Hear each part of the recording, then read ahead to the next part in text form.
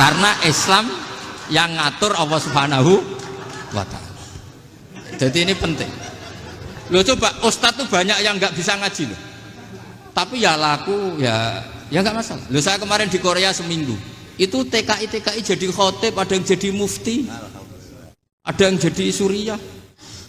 Itu ada yang di sana jadi suriah, pulang ke kampung angon kambing lagi. Loh itu teman saya kenal. Iya suriah Korea tapi.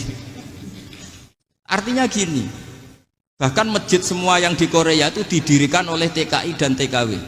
Mereka digerakkan Allah untuk mikir agama, karena agama ini milik Allah. TKI saja mikir. Makanya ini penting, yo dakwah tapi tauhidnya sing kenceng, jangan dakwah kenceng tauhidnya kendor. Itu bahaya betul.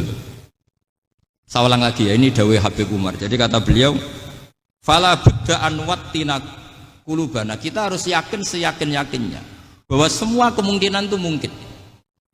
Makanya masyhur dalam tarikh ketika kafir Quraisy mau disiksa oleh para malaikat karena mereka sering menyakiti Nabi, kata Nabi gimana?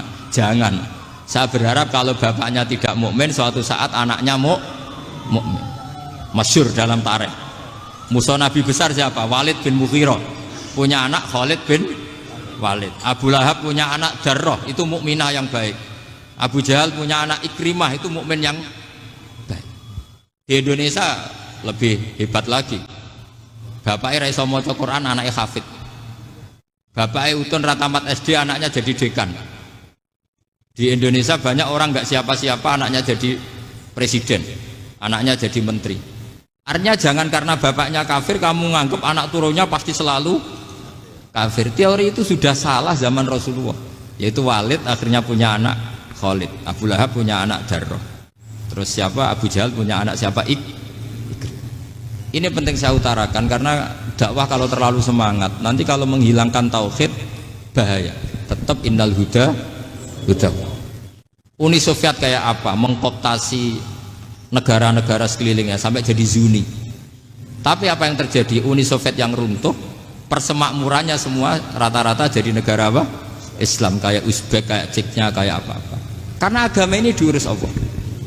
Sehingga kalau tapi kamu ngitmai agama nggak apa-apa. Makanya istilahnya Habib Umar khodamah itu pelayan, nggak apa-apa. Kita ngitmai agama itu nggak apa-apa. Dengan ngitmai terus mikir nggak apa-apa. Tapi jangan mikir yang merasa kalau kita mati, wah nanti agama ini kukut karena saya mati.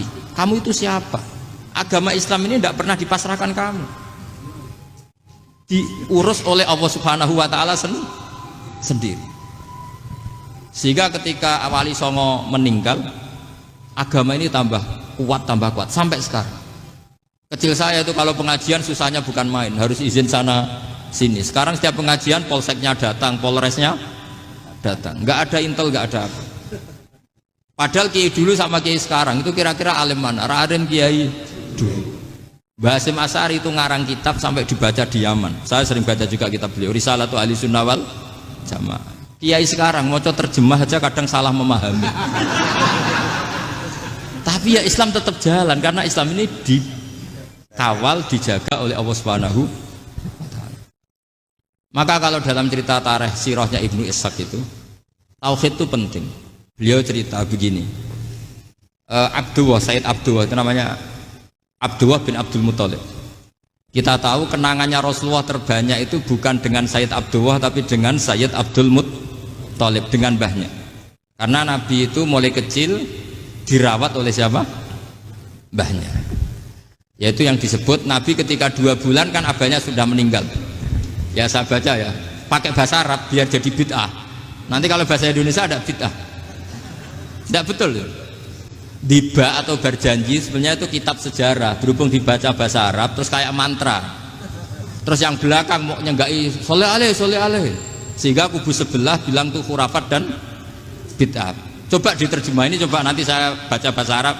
Walamma tamma min hamli syahroni ala masyuril aqwalil marwiyatu fiya bil madinati abuhu abdullah wa kana qad istaza fi akhwalihi bani adi minat taifatin najariyah wa makatha syahron saqiman yu'anu nasukmahu wasyakwa. Terus di pojok sana bilang soleh aleh, pasti kubu sebelah yang liwat, wah itu khurafat bid'ah karena dianggap mantra. Padahal artinya coba sampean baca bahasa Indonesia. Ketika hamil Rasulullah umur 2 bulan, abahnya meninggal di kota Abwa. Kota Abwa adalah kota keluarga besar ibunya Sayyid Abdullah. Kebetulan pas ke sana beliau sakit sampai 1 bulan dirawat. Bid'ahnya di mana kalau diterjemah? Wong itu kitab tarikh. Makanya saya nggak tahu yang membidah-bidahkan tiba itu karena tadi.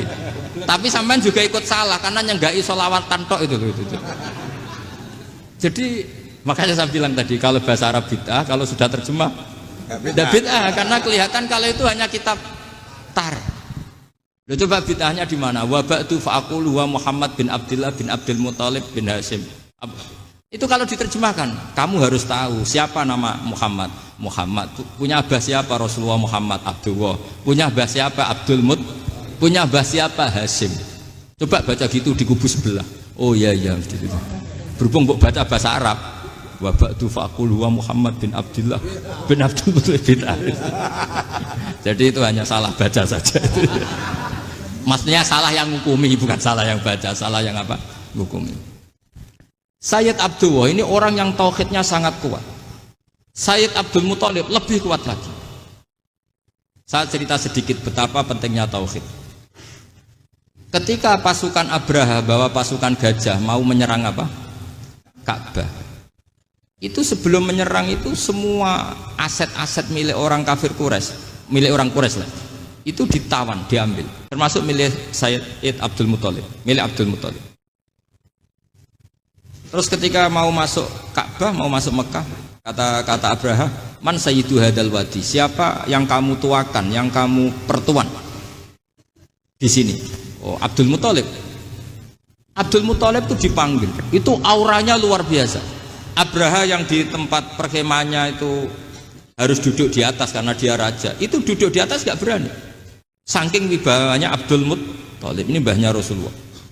Akhirnya Abraha bilang gini, saya duduk di bawah tidak mungkin karena saya raja, kamu duduk jejer saya tidak mungkin karena nanti umat saya kecewa karena raja kok disaingin gitu. Ya sudah, santai berdiri-diri kita ngomong.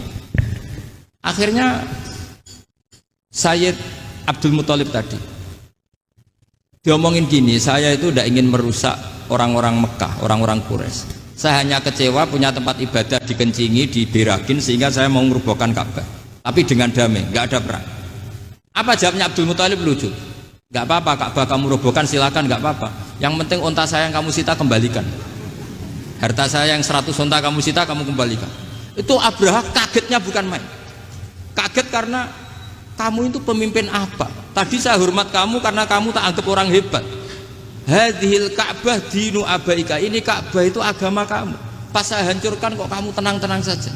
Padahal pas mau saya hancurkan kamu tenang-tenang saja, malah tanya unta kamu itu gimana? Apa jawabnya Abdul Muthalib?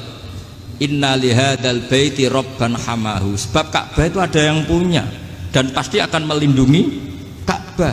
Tapi kalau unta itu milik saya, ini urusan saya, ini unta. Jadi inna lihadal baiti robban hamahu itu tidak milik saya, itu ada yang punya. Ya sudah, biar yang punya aja yang jaga, itu tidak urusan saya. Akhirnya unta dikembalikan, aman deh, untung double. Terus akhirnya dia ke Ka'bah, fa'akhudha bi halaqatil bab, karena dulu apa itu halaqatil bab, karena dulu itu yang dipakai apa itu pegangan itu bentuknya apa, bulat, makanya diistilahkan halaqah apa, bulat. Kalau sekarang halaqah ilmiah itu seminar, jadi bulat. Halaqah itu buruhi lain lagi. Pegang terus bilang gini, kata Abdul Muthalib, ya Allah, Ka'bah ini mau dihancurkan oleh Abraha, Ka'bah ini milik kamu. Saya mau ke gunung, mau melihat apa yang kau lakukan terhadap orang yang mau merusak Ka'bah. Terus Abdul Muthalib bilang ke umatnya, wa ya qaumi, ayo kita ke gunung melihat ma fa'ala rabbuna, apa yang akan dilakukan Tuhan kita terhadap orang yang mau menghancurkan Ka'bah.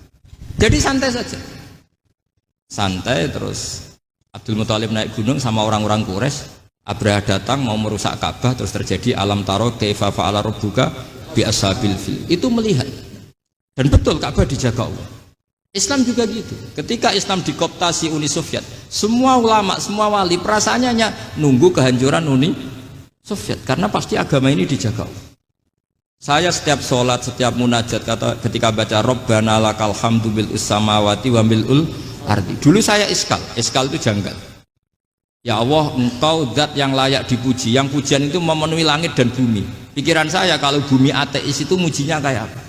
Tapi masya Allah ketika saya datang di Korea, bumi ateis ternyata di sana banyak masjid, banyak tasbih, bahkan ada sakduna di sana.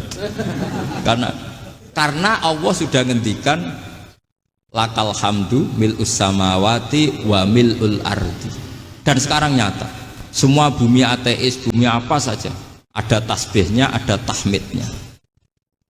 Makanya sadaqallahul adzim ketika ngendikan sanurihim ayatina fil afaq walladzi arsala rasulahu bil huda dinil haqqi liyuzhirahu 'alad dini kulli. Makanya saya mohon sekali bahwa agama ini harus kamu khidmah.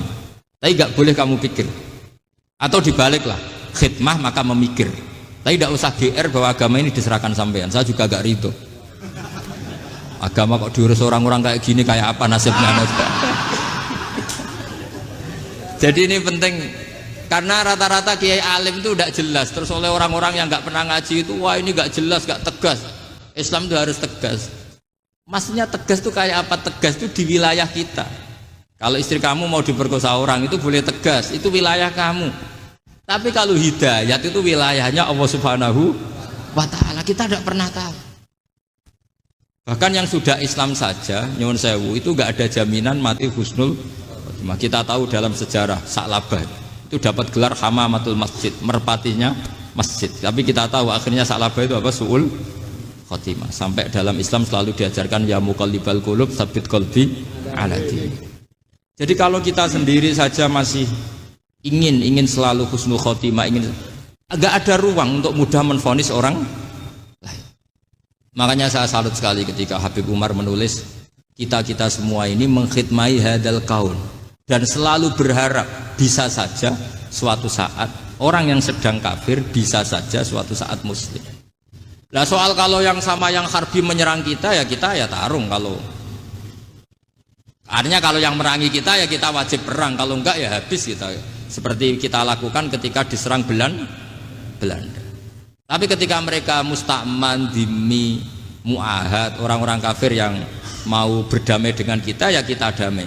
Sebagaimana yang dilakukan Rasulullah SAW ketika berdamai dengan kafir Quraisy yang dipimpin Suhail bin Amr. Masyhur itu dalam tarikh. Singkat cerita kan Sayyidina Ali ini pernah konflik sama orang Khawarij. Kata Sayyidina Ali, ya sudah lah, namanya kita musuhan, kita tidak usah ketemu, pakai mediator, kata Sayyidina Ali. Kata orang Khawarij, ini apa-apaan kok butuh mediator? Nggak ada Qur'annya, ada hadisnya. Kira-kira kalau Pak Sayyidina Ali orang Jawa, nggak ada apa tidak tahu. Walhasil Sayyidina Ali akhirnya baca ayat wa in khiftum shiqaqa bainihima fab'atsu hakaman min ahli wa hakaman min ahliya. Jika suami istri tengah konflik, maka yang keluarga suami kirim mediator, yang keluarga perempuan juga kirim. Terus kata Sayyidina Ali, wa amru ummati Muhammad a'dhamu min amri rajulin wa imra'atin. Kalau suami istri saja ketika konflik butuh mediator, apalagi ini kelompok besar pasti lebih butuh mediator. Akhirnya lalu mediatornya siapa? Kata Sayyidina Ali, ya siapa saja yang penting baik. Ditunjuk seseorang, diprotes sama orang Khawarij, ini orang nggak kredibel. Oh, terus Sayyidina Ali marah-marah. Rasulullah itu pernah berdamai dengan orang, bahkan orang itu kafir, yaitu Sulhul Hudaybiyah. Nabi itu berdamai dengan orang yang bernama Suhail bin Amr ketika itu kafir. Makanya ini menunjukkan bahwa musolahah ma'al kufar itu boleh demi kelangsungan bernegara, berbangsa. Kamu tidak usah meragukan reputasi NU. Ketika dulu kafirnya kafir harbi zaman Belanda, ya Mbah Hasim fatwa apa? Jihad. Jadi jangan kira tidak tegas. Kita tegas sekali, justru kita yang punya masa lalu tegas. Tapi kepada siapa dan dalam konteks apa? Paham ya? Terus ini penting sekali untuk dijernihkan. Ini saya baca berikutnya nanti, tidak supaya tahqiq. Saya syukur sekali, saya tadi sekaligus minta ijazah sama Habib Umar, dan memang saya ngaji ini lama sama teman-teman alumni Yaman. cuma belum pernah ketemu mu'alifnya. Tadi saya ketemu minta ijazah itu dan beliau senang sekali, bahkan sempat bikin tulisan di kitab saya ini. Sama tidak perlu baca, karena kalau bisa ya biasa, kalau tidak bisa malu ya sudah, tidak usah baca sudah. Terus ini kata beliau, ini masih saya teruskan. Nahnu min hadhil intilaqah naktasibu thabatana wa quwwata yaqinina wa illa fa fil ardi mu'aridun wa muntaqidun wa mukhalifun min akhyarin wa asyrarin sholihin wa fasikin muslimin wa kuffar. Kalau kamu punya satu metode ilmiah, metode dakwah, kamu harus siap, karena pasti ada yang menentang. Yang menentang itu ya mulai orang soleh, tidak soleh, orang macam-macam. Jadi kalau sudah punya manhaj, memang dari awal harus siap apa? Ditentang. Jadi misalnya PBNU punya kebijakan apa, ya sudah siap saja dibully. Itu pasti itu, karena nggak ada manusia semua suka, semua benci. Kata beliau, anta in kunta fi syakkin min hadzal maslak wal manhaj fattabi man syi'ta wasaha angka ghaniyah wa in kunta ala yaqinin annahu al huda wa mirasun nubuwah wa annahu haqiqatu tarjamatil ahdi ma'rab fala tata'atsar min kalami ahadin yakunu mangkana. Jadi intinya kita mengawal Islam secara rahmatanil alamin itu justru kita berharap menjadi simpatik dan menjadikan mereka menjadi napa Islam. Jangan ketika simpatik dianggap gak tegas. Saya masih ingat betul dawuh Mbah Mun, hak sekseni, kata beliau. Saya masih ingat kalimatnya, sekseni. Akurat tegas itu berdasar ayat laisalaka minal amri syai'un aw yatuba alaihim aw yu'adzibahum. Karena potensi sosial itu bisa rubah. Orang yang sekarang kawan kamu bisa saja suatu saat jadi musuh. Yang sekarang musuh kamu bisa saja suatu saat jadi kawan. Terus kamu ngambil sikap tegas dalam sesuatu yang nggak stabil seperti ini, lalu tegas itu kan nggak pada tempatnya. Makanya yang seperti ini kata Allah pakai asa itu menawa-menawa. Asa wahu ayyaj'ala bainakum wa bainal ladzina ataitum minhum mawaddah. Bisa saja orang yang sekarang musuhan dengan kamu suatu saat dijadikan mawaddah. Kamu udah mawaddah itu saling mengasihi. Kamu udah usah tanya, wallahu qadir, kata Allah, karena Allah mampu. Jadi dalam hukum-hukum sosial Allah seringnya bilang apa? Asa. Misalnya wa asa an takrahu syai'a wa huwa khairul lakum wa asa an tuhibbu syai'a wa huwa syarrul lakum. Karena masalah sosial ini semuanya asa, yang pernah tahu siapa? Bisa saja sekarang saya Rois Suriah, nanti SK-nya nggak turun lagi, tapi saya tidak apa-apa. Bisa saja nanti santri 10 tahun dipimpin 3 bulan, nggak apa-apa. Bolak-balik nggak apa-apa, saya tidak akan kecewa. Karena masya Allahu kana wa malam biasa